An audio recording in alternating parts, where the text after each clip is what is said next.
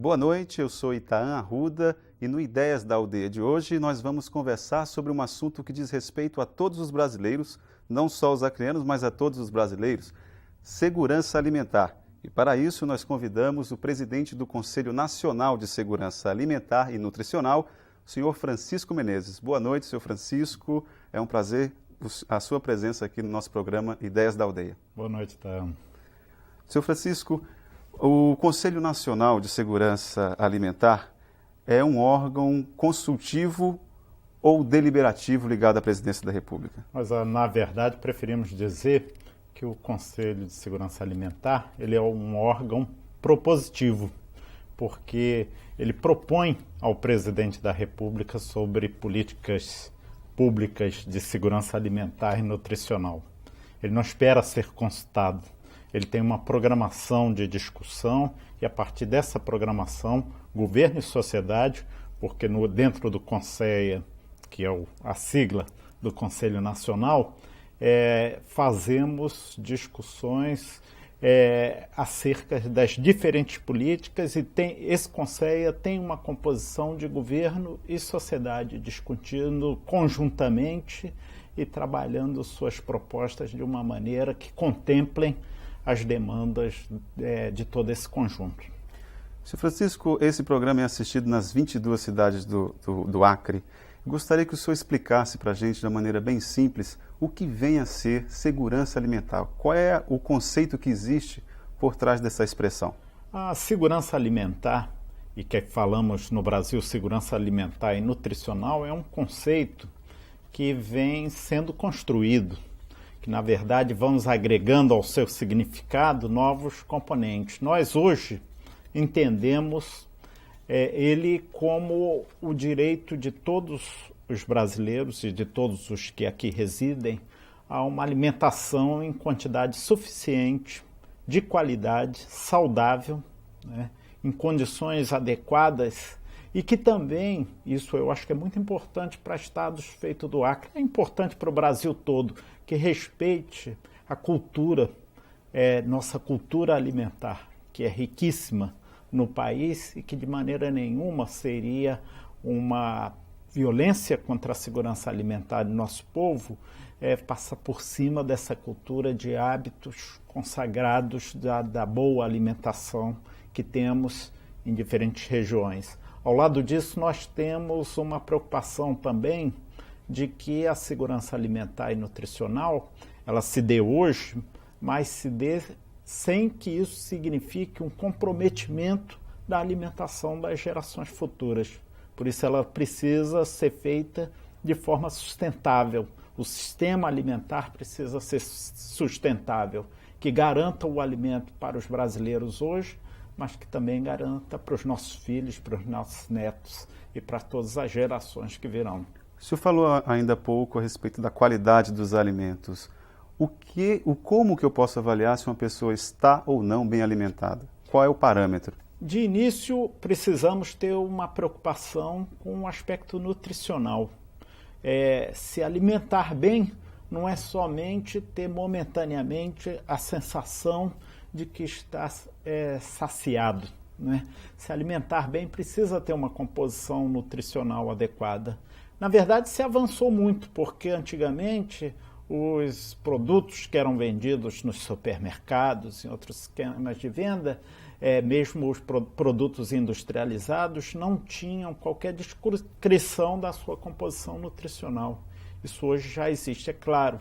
Não vamos esperar que os brasileiros conheçam tecnicamente essas necessidades da composição nutricional. Mas nós sabemos que ao lado de uma composição calórica que é necessária para podermos trabalhar, ter o nosso desempenho no trabalho, no estudo, é preciso estar presente também vitamina, é preciso estar presente ferro, as proteínas, a alimentação, e aí é uma dica para, ao invés de ficarmos olhando a composição, mas a alimentação, quanto mais diversificada e até diversificada na cor, provavelmente mais saudável ela é. Ao lado disso, existe um outro aspecto que é a qualidade do ponto de vista da higiene, que é do ponto de vista da conservação desses alimentos. Isso é preciso ter uma atenção especial. Também avançamos. Veja que agora nos produtos também industrializados vem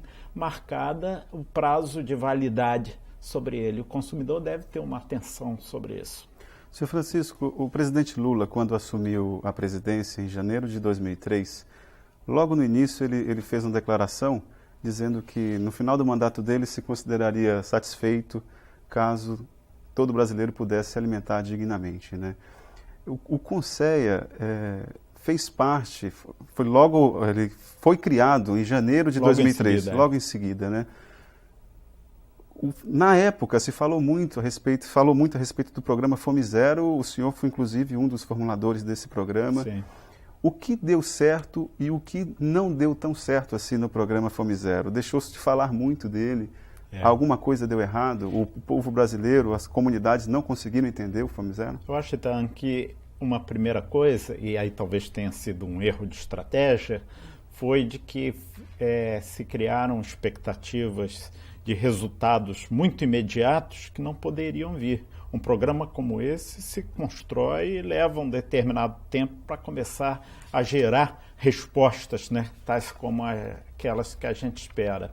Houve talvez uma decepção de, no curto prazo, não se tornar tão visível esses resultados. É preciso entender, ao meu ver, o que é exatamente o Fome Zero.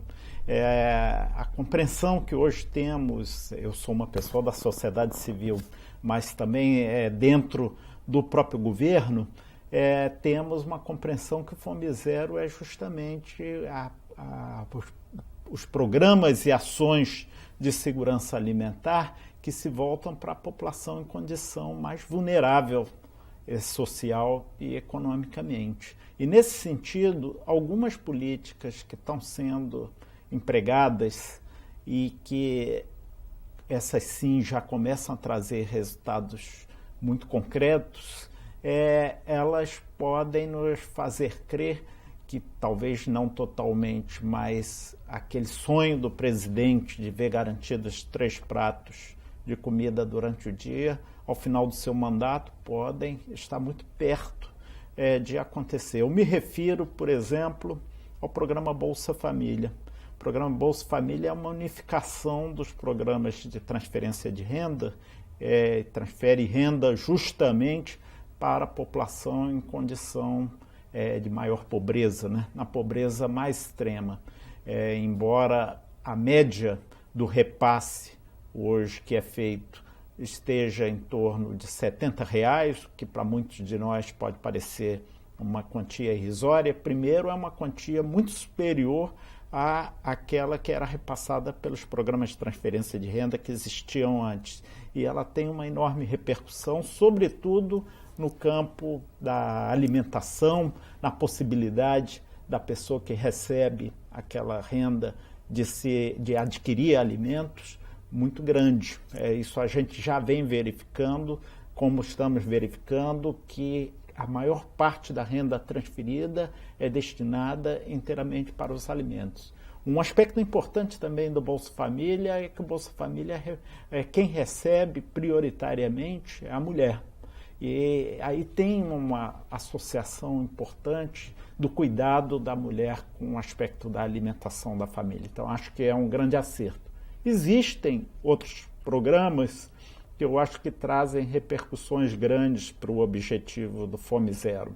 Um que eu chamaria a atenção, até porque nós do Conselho tivemos muito envolvidos, é o programa da alimentação escolar, ou da merenda escolar, como é conhecido. Esse programa contempla no Brasil hoje 38 milhões de alunos, e é importante saber que alguns desses alunos, ou uma parte não tão inexpressiva assim, tem na alimentação escolar a única refeição do dia.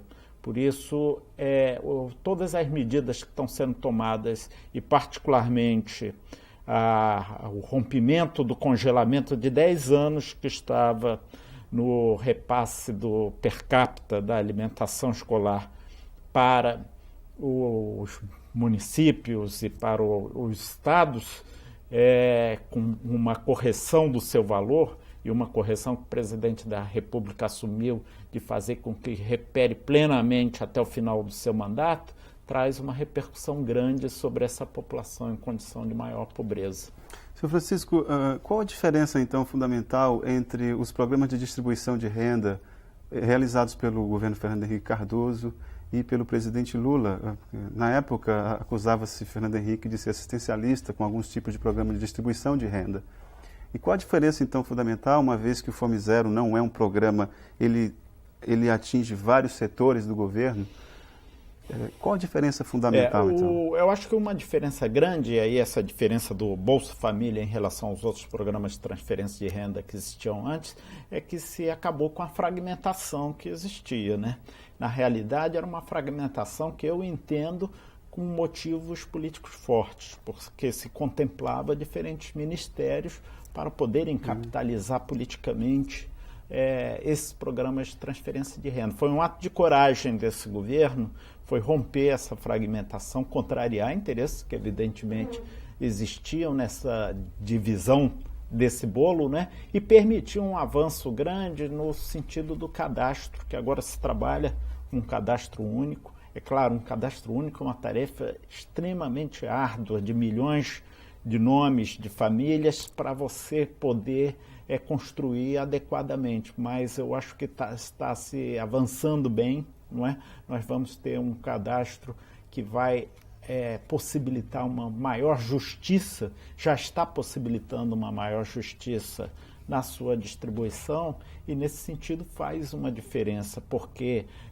fazer os programas chegarem aonde precisam efetivamente chegar é um passo absolutamente indispensável. Senhor Francisco, o senhor assumiu o Conselho Nacional de Segurança em 2004, né, em maio de 2004, e agora está com a missão de discutir a lei orgânica sobre segurança alimentar e nutricional, né? Isso. Queria que o senhor discutisse esse assunto no próximo bloco. Pois não. Ideias da Aldeia volta já já.